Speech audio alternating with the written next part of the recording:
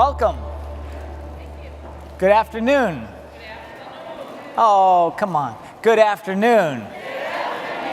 Awesome. Thank you. Thank you for being here today. Thank you for taking the time out of your busy schedules. And what we want to do is share with you the journey that we are on and the journey that we're going to be taking in creating an environment of customer service for our patients. So I want to first thank the Wang Center for the work that they've done, the allowing us to use their facility over these 2 days without a rental fee. It's deeply appreciated, so we want to give them a round of applause.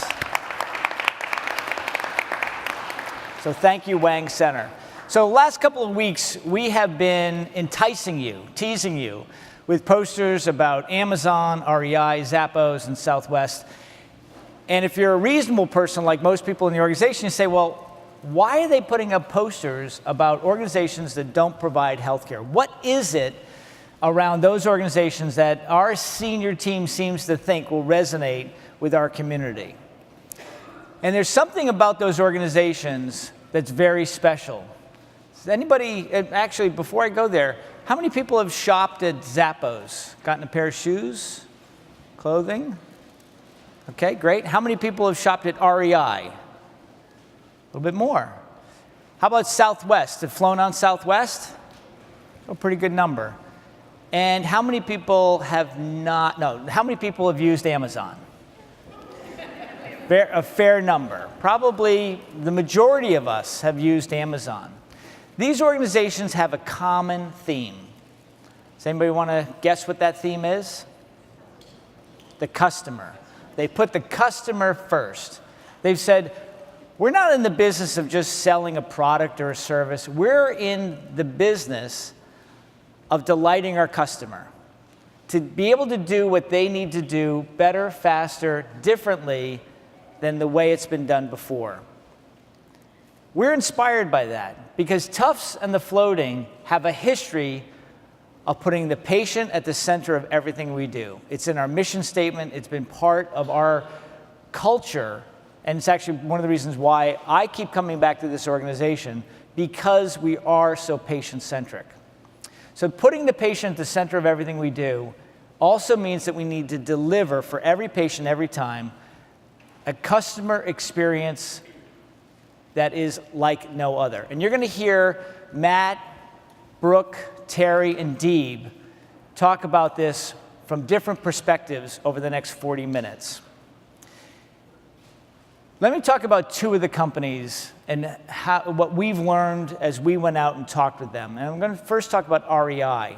REI, for those of you who've shopped there, is an outdoor equipment. Buy jackets, you can buy boots, you can buy skis, bikes, etc.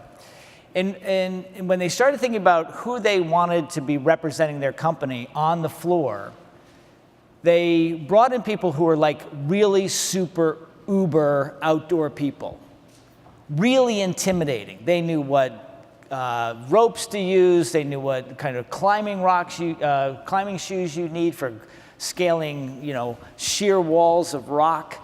They hired like the ultimate outdoorsman people. Now, I would venture that most of us who've shopped at REI are a lot like me. I go up to New Hampshire, we go on a nice hike, it takes all of an hour and 15 minutes, you don't break a sweat, you need a new pair of shoes. If I go to REI and I am presented with somebody who's an uber outdoorsman, I'm going to be like intimidated to be buying equipment. So they learned actually pretty early on. They were turning off customers. And they decided that what they needed to do was hire people like me, people who like to go out and hike, like to go out and ski, like to bike, people who are enthusiastic and find joy in doing that work. And they said, those are the people who are going to sell our products because that's who our products are for. So when they went to hire people, they hired people that fit that mold. When they evaluated them against that standard. And it helped to transform their company to one that's very successful and one in which there's a lot of customer loyalty. The second example that I'll provide is in Amazon.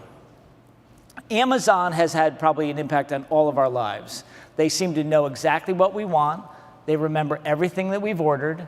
They know what we've looked at before. and they actually serve stuff up to us as we're searching the web. They're very good at anticipating and thinking about what products we're interested in. And they profile us, good or bad, but it helps to them understand what we need. But to give you an example of the dramatic impact that Amazon has had, I'll give you a story. We were heading back from New Hampshire, my wife and I, over the weekend, and as we were coming home, we were listening to a radio show on NPR, and there was an author talking about their book. And without even thinking, and it didn't even dawn on me that I had this experience over the weekend until I was thinking about this last night, I reached behind me, my wife and I were saying, boy, that's an interesting book, we should get it. Without even thinking, I wasn't driving, she was. I reached back, I got my iPad, I picked up the Amazon app, found the book, one click, ordered, done. We were driving 60 miles an hour on some route coming back from New Hampshire. Even the thought that that is now commonplace is amazing to think even from 10 years ago. The ability for I as a customer to interact and get a product faster and quicker is a dramatic difference than what we had before. Why can't we do that in healthcare? Why can't Tufts be the Amazon, the Zappos, the REI, or any of the other innovative companies that have come forward? It is inherent in our DNA. It is who we already are. It is part deeply of the culture that we provide on a day-by-day basis for our patients. What we've committed to do over the journey that we've started is to make it happen with every patient, every day, in every environment. We have examples we'll share with you of people who do extraordinary work, but we need to make it as part of the work that we do every day with every patient.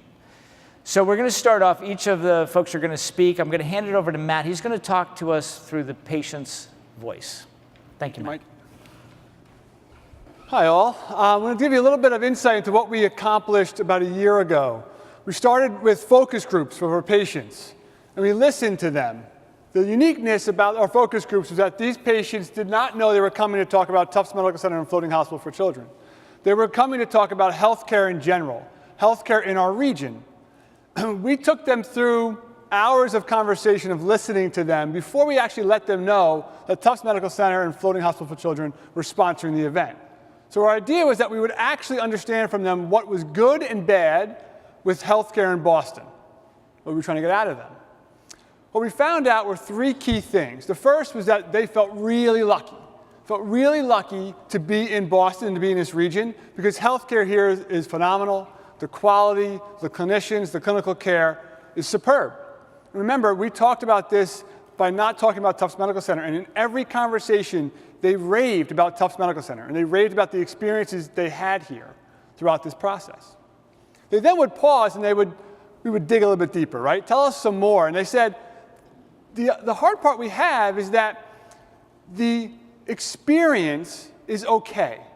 The customer experience across all of these enterprises in Boston is good, but not great. So we started digging some more. Well, what do you mean by it's not good, it's great? The idea was that we actually don't differentiate ourselves at all with our customer experience. So we asked them, what actually frustrates you the most? Go into some detail on what makes your experience just okay and not great. They gave us 4 key things. The first was this idea that they're often made to wait. Think about that concept, waiting for an appointment or waiting for the clinical care team or waiting for your food or your valet. They're not bad things, but they're real. We often make people wait. The idea that I'm often left to wonder about the connection that I've made with my team, the connection that the care teams have made to me, and the idea that are they really thinking ahead for what I might need? So I leave maybe wondering if that's happening. The third was I'm often not welcomed. Sometimes I feel like I'm actually bothering the person that I might interact with. Bothering when I walk in, when I ask an additional question or ask for directions, this idea that I might actually be bothering, and I'm not really welcomed. And lastly, this idea of being lost and confused. Literally walking over here this morning, walk out of the front entrance, I come to the T-stop, someone's getting out of an Uber, and this gentleman, he looked lost. And he approached me and said, "Where's the BWIN building?" was like, oh my God, this is perfect. I'm going right there, right? Walk with me. So up the stairs we go, and I came in the Wang, he went in the B1 building. But that's real. We know that that happens, and not unusual to us and other institutions. And lastly, this idea of being confused that I just got a new diagnosis, I already have anxiety about coming into Boston, and I don't know what's next. I might not have remembered, or I need to do something, but I just didn't quite do it when I left. So this sense of being confused. The focus group people that we met with came right back to the companies that Dr. Ryder talked about, and talked about these companies in their own industries have mastered this idea of the customer being first and the experience that they have given with those customers, that those customers then rely on them and are always thinking that this will happen when they go into those organizations. They summed it up when we were talking about them, and they said, this is great news for Tufts. And we said, wait a minute, back up for a second. You just told us 4 things that we're not doing that well across the enterprise and across healthcare in Boston. You're telling us this is great news for Tufts. Why? They said, there's a gap. There's a real gap that we could fill. We talked about no one differentiating ourselves, and that everyone does a pretty similar job. But you have now an ability to maybe do it differently and fill that void that maybe is created in Boston healthcare by doing things a little bit differently. We asked the focus groups to give us a sentence or a couple words what they believe great customer service is. Because we did promise to keep them anonymous, we're not going to show them. Instead, we asked our Patient Family Advisory Council, you'll hear it referred to as PFAC in a lot of ways, and some other patients to tell us their stories. It means so much to me when someone smiles, says hello, and knows my name. Everyone matters, from the person who serves my lunch to the person who gives me my bill. Sometimes I'm nervous when I come to the hospital. A smile or a simple hello really helps to calm me down. Everything matters, from the ambiance of the waiting rooms to the bedside manner of the doctors and nurses, even the quality of the food. I do feel a lot better if you get there and somebody already knows that you're waiting for them. Make things like scheduling an appointment easy. I want to feel welcomed, not just cycled through. Give me choices, involve me in my care. Sit and talk with me. See me on my schedule. Fully involve me and my family in care decisions. Respect and listen to me. Treat me like a whole person. I feel better when the care team is prepared and knows ahead of time why I'm coming in. I want caregivers who get to know me, create a personal connection. It's not just about the medical care, it's about the personal care. Do we do these things now? We do. Do we do them everywhere? Every encounter? Every single person you work with? A little bit lower. Not as many yeses in the audience, right? That's what we're trying to accomplish. The idea is what you heard here are pretty basic things and pretty simple. We do them now. The idea is that we're not going to change 180 and do something completely different. It's that we need to think about this with every encounter that we have with every patient, every family member, and as importantly, with every one of us in this room and how we deal with each other on a daily basis. Brooke is going to talk a little bit more about what we're going to do going forward. Great. So what Matt's talking about is upping it a level, right? So we do an amazing job at this place, and I've actually been a patient here. My kids have been patients here. My OBGYN actually turned around because I had to go have a C-section when she was in the garage to come and actually do the C-section. Pretty good customer service, I would say. But what can we do to where every door that people enter into, every way that we take this awesome culture that we have and we bump it up another level? Because who thinks that this town is not a competitive healthcare town? Who thinks it's pretty darn competitive in this town? Yep. So as marketing, I think every time I turn on the radio, it's like, oh, there's another ad from somebody else. So we really have a great opportunity, as Matt talked about, to fill the gap. Customers told us there's a bit of a gap. And Tufts, I believe, out of any organization can do that. So how do we do that, right? Well, we went back to the patient and we said, tell us what you think about this idea. And the idea was what we're sort of calling thoughtful anticipation. Always thinking ahead.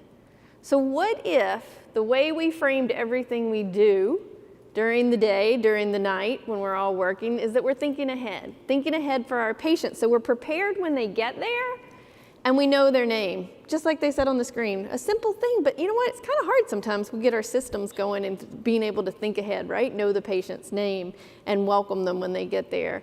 It's also about thinking ahead for our colleagues, right? So the lab's running behind by no fault of their own, but what if they let the floor know, hey, we're running behind and here's how you can then think ahead, right? So taking care of our own colleagues. Someone said earlier, you call payroll sometimes when something's gone wrong with your paycheck, but do we ever call payroll and say, thanks a lot for processing my check, right? Like, we all appreciate that. I do at the end of the week, right? So just thinking ahead. What if we could think ahead for each other and for our patients in a way that was both clinically excellent, because we want to differentiate ourselves clinically in this market, but also for service, taking our service to a next level. So we said to 600 patients through an online survey, what do you think about this idea of thoughtful anticipation? What do you think about us thinking ahead for you, and what would that look like? So we showed them a video, and I'm going to show it to you now, and then we'll talk about it on the other side. Healing isn't a part-time job. It isn't something you can turn off once your shift ends or a patient goes home. At Tufts Medical Center, we're wired differently. We're routinely going above and beyond. Because when a person's health or their very life is in your hands, you'll do everything humanly possible to help. That's why we're always thinking ahead, providing patients access to new clinical trials, and anticipating the cardiac complications that can accompany chemo by starting a cardio-oncology program, or providing an orthopedic nurse navigator to guide patients before, during, and after surgery, and deploying software that not only predicts a patient's next seizure, but helps prevent it. At Tufts Medical Center, it's in our DNA to exceed expectations, to constantly be looking forward, innovating, anticipating, always thinking ahead, because patients today want more, and they deserve more, which means focusing just as much energy on the little things, the thoughtful things, like taking the time to answer every question, or scheduling doctor visits that actually fit into our patients' schedules, or simply walking someone who's lost to their appointment. Because when someone isn't feeling well, often it's the personal things that make all the difference. And though it's not always the easiest way, for all of us at Tufts, it's the only way.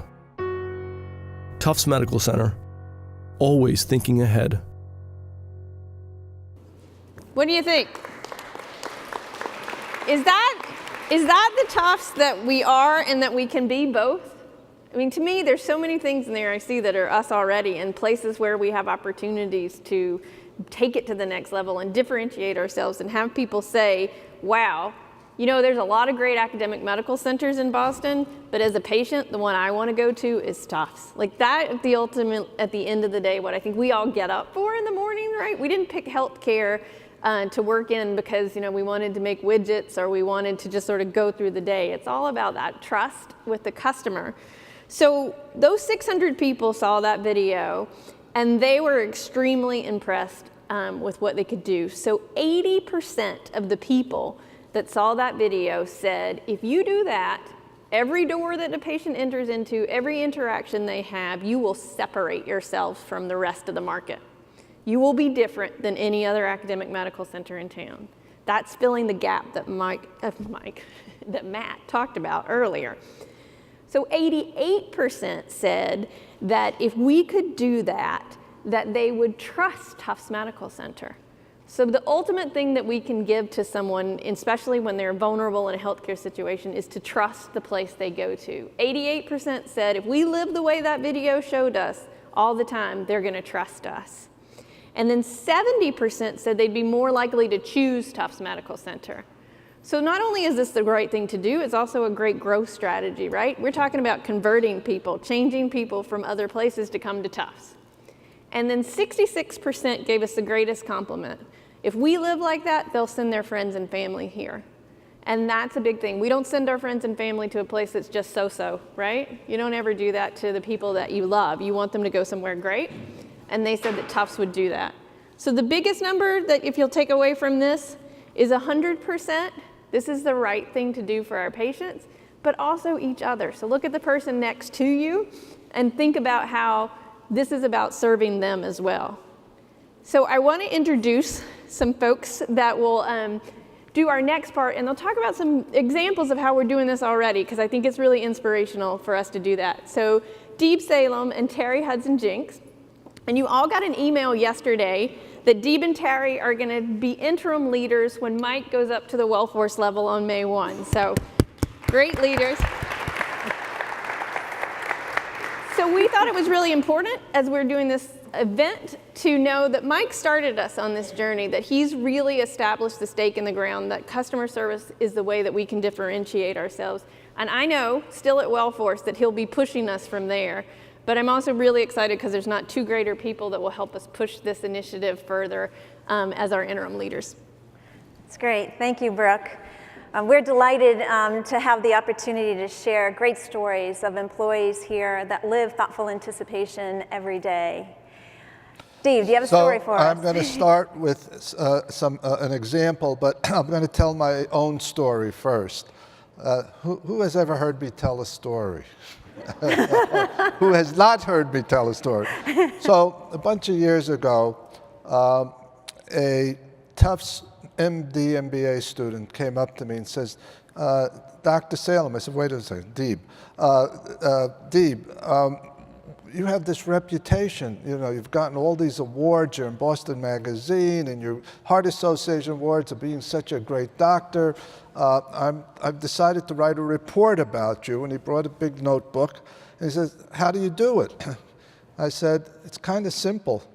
I've had a rule since I was out of medical school.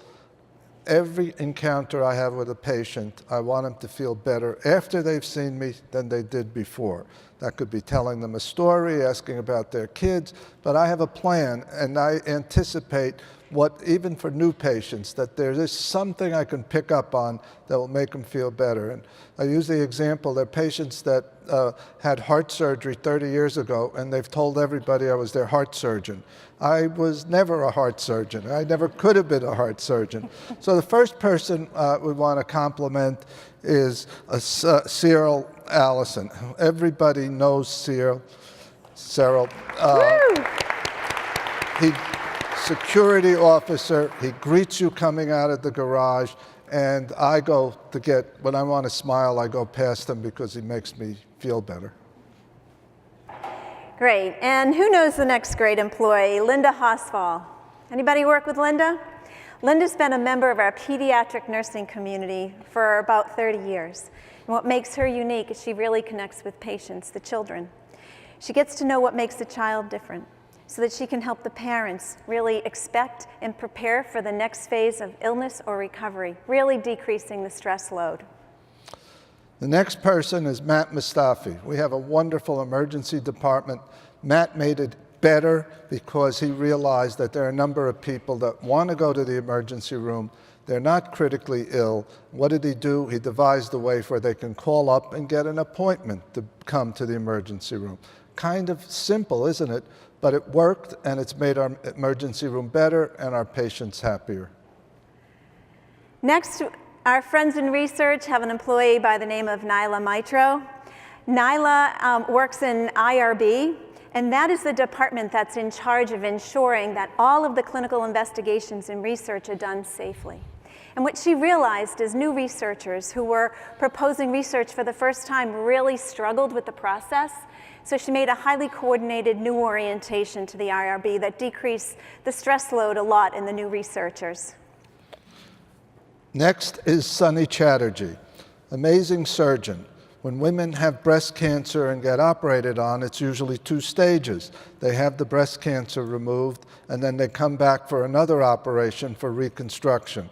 Well, he's one of the few people in the country that does both at the same time. Women are happier, they go home knowing that they don't have to come back for another procedure.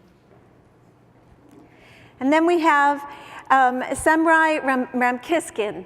Now, Semrai is a housekeeper, and she makes it her job to make every patient and family feel special, like the most important person in the organization. And she used to work in the mother infant care unit, and those colleagues of hers believe that she really helped to transform the culture so much that their patient experience scores improved during her time there, showing that everybody in every role can really make a difference in the lives of patients. Next is Carmen Chow. She did something very, very simple. She ended up figuring out that patients could get bored in the MRI machine, and she figured out why not give them a chance to choose their own music on Spotify, and just that thing alone has made that experience less uncomfortable.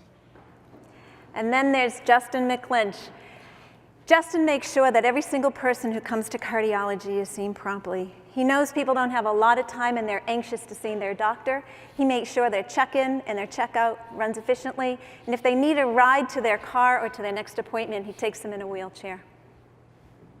And then finally, there's Edna Joyner.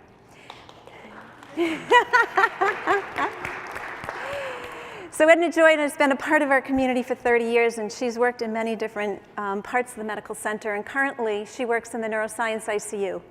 The neuroscience ICU is a very special place. At times there are the saddest patient situations in the organization there. And she comes to work for the evening shift, and she usually gets to work early. And her habit is to assess the patients that are in the unit that day so that she can prepare for their visitors.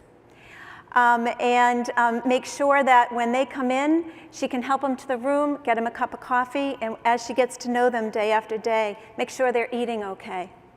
So these are just a couple of great examples of employees that exercise thoughtful anticipation every single day. They might not call it that, but you and I know that there are many, many of these employees here at the medical center.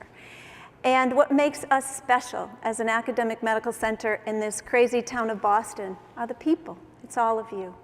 We have a great foundation to work with. I have to say it's humbling at times to get a story from a patient where we actually don't meet their needs and we haven't anticipated their needs. So when Matt spoke of that gap is here too.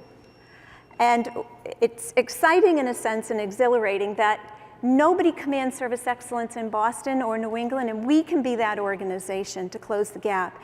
Because if we can do it some of the time, we can probably do it all of the time. It will take commitment from all of us. And much like Amazon and REI, listening to our customer is directionally correct. Our patients know what they need, and closing that gap is something this organization can do. So we've been working over the last several months to do a lot of things differently, because we're expecting a commitment from you, and we're expecting a commitment from all of us too. So we have done a few things. We have started the facility project work throughout the organization, and after many years of, I'm sure you're like me, showing patients the way through the organization, we have hired a wayfinding company, professionals that can help us navigate our patients through a really complicated older footprint. So that's really exciting. The other thing we've been doing is supporting quality academy teams, interdisciplinary teams, and maybe there's some of you here in the audience getting together, and we challenge them to say, can you take down a barrier, just one barrier to patient care, something in your unit that you think could be done differently? And they came up with a lot of solutions, which allowed us to then sponsor 6 more teams that are coming up. So we believe as a community, people close to patients, that you have the answers for the future. And much like Amazon, thinking ahead and thinking about what the customer needs is the answer, but also thinking about new ways to solve problems, being innovators in healthcare so that we can be the leaders in service excellence. And in order to show our support, we have secured $100,000 that will be used to sponsor grants, to sponsor teams that come forward and say, I have a really good idea, but it's going to take me some time and it's going to take me some money. And we're happy and willing to put money behind those ideas, ideas that all of you can come up with. And to me, when I look at this opportunity we have before us, there is no better organization to embrace this and really take the lead in service excellence. Like Brooke said, it's the right thing to do for patients, and it's needed in healthcare. Why not us? And with that, I turn it over to Mike. Thank you, Terry. So does this sound right?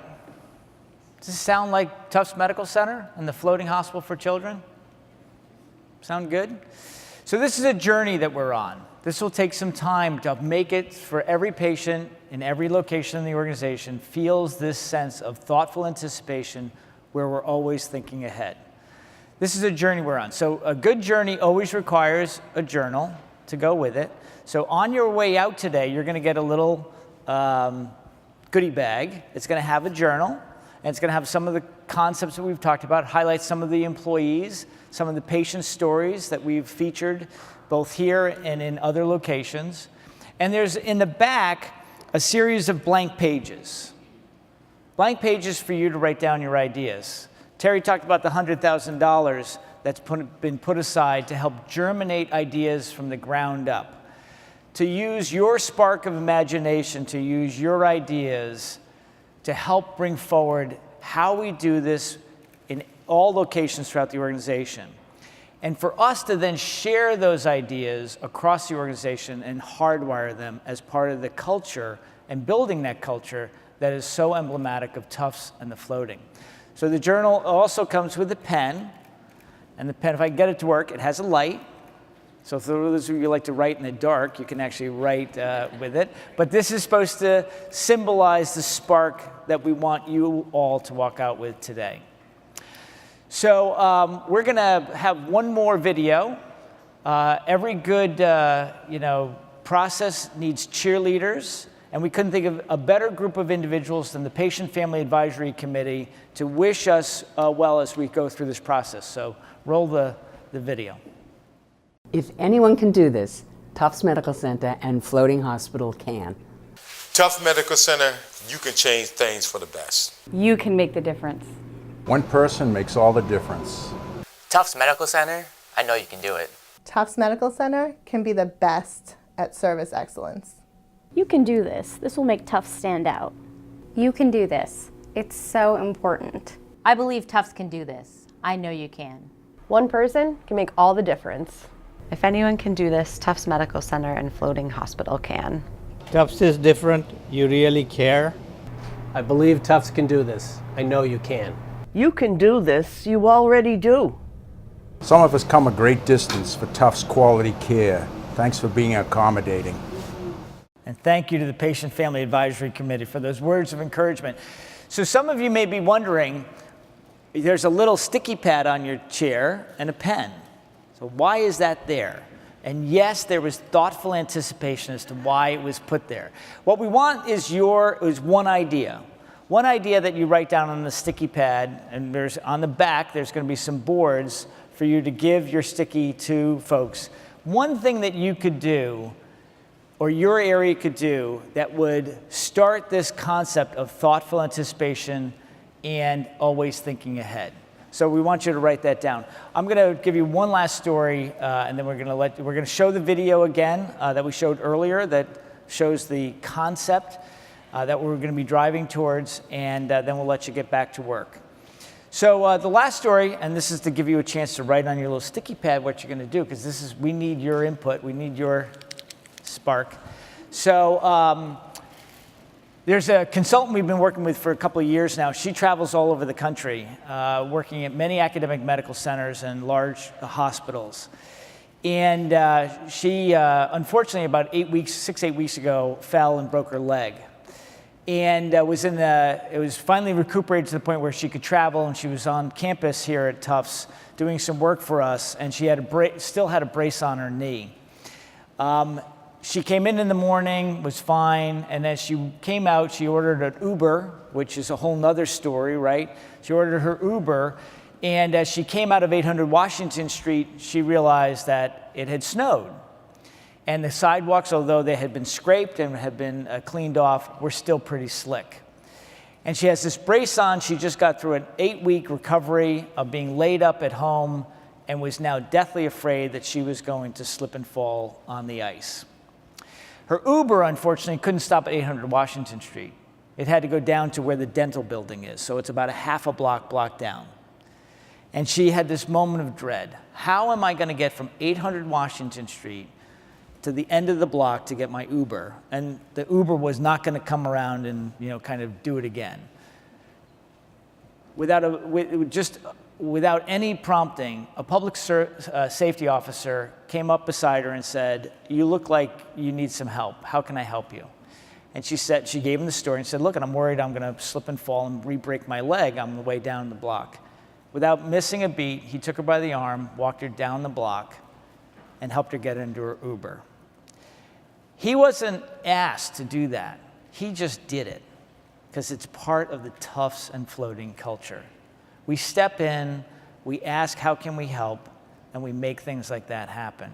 That's what Tufts and the Floating's about, and our goal is to make it the number one thing that people think about when they think of Tufts. And if we deliver that, we will be unique, we will be different, we will stand out, and just as Amazon, Zappos, REI, or Southwest have made a mark, Tufts will make a mark in healthcare delivery. So we're going to finish up with a video that we showed you earlier, and then we're gonna let you go. Healing isn't a part-time job. It isn't something you can turn off once your shift ends or a patient goes home. At Tufts Medical Center, we're wired differently. We're routinely going above and beyond. Because when a person's health or their very life is in your hands, you'll do everything humanly possible to help. That's why we're always thinking ahead, providing patients access to new clinical trials, and anticipating the cardiac complications that can accompany chemo by starting a cardio-oncology program, or providing an orthopedic nurse navigator to guide patients before, during, and after surgery, and deploying software that not only predicts a patient's next seizure, but helps prevent it. At Tufts Medical Center, it's in our DNA to exceed expectations, to constantly be looking forward, innovating, anticipating, always thinking ahead, because patients today want more, and they deserve more, which means focusing just as much energy on the little things, the thoughtful things, like taking the time to answer every question, or scheduling doctor visits that actually fit into our patients' schedules, or simply walking someone who's lost to their appointment. Because when someone isn't feeling well, often it's the personal things that make all the difference. And though it's not always the easiest way, for all of us at Tufts, it's the only way. Tufts Medical Center, always thinking ahead.